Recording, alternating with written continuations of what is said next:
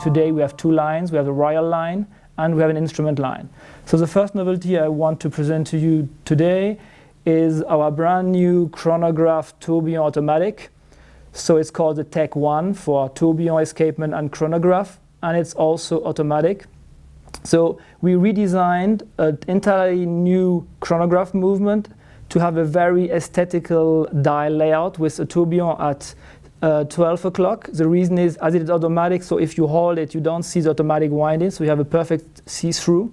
And we really wanted to have a very elegant appeal, so it's why the chronograph minute counter is at 6 o'clock with a 60-minute counter, and the chronograph second hand is in the middle. So we have a very, very technical but still aesthetical and clean dial. We do have the same watch in a non-limited edition in Palladium too. Then we have present another novelty this year in the Royal collection, which we call the TES, Tourbillon Escapement Sapphire.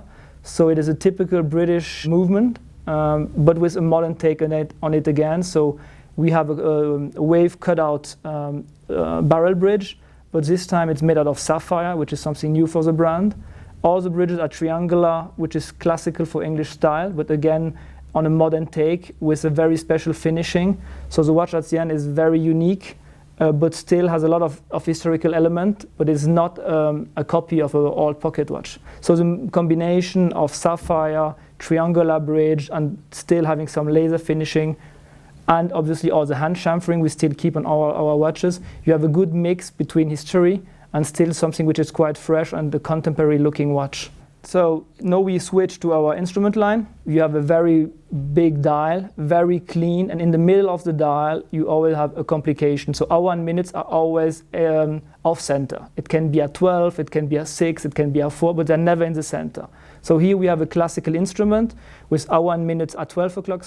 In the middle we have, and that's something totally unique, we have a deadbeat second hand and a chronograph hand, which means this watch combines an automatic chronograph with a deadbeat, so true beat seconds, which is a world first in a wristwatch, and both even on the same axis. So it's even more complicated because we have chronograph and the deadbeat with big long hand on the center. I love it because obviously we are a very technical brand, but we never do technique against aesthetical appeal. We wanted it to be automatic, to be a daily wearer. It's not a watch meant to be kept in a safe. It's something you should or you can wear every day.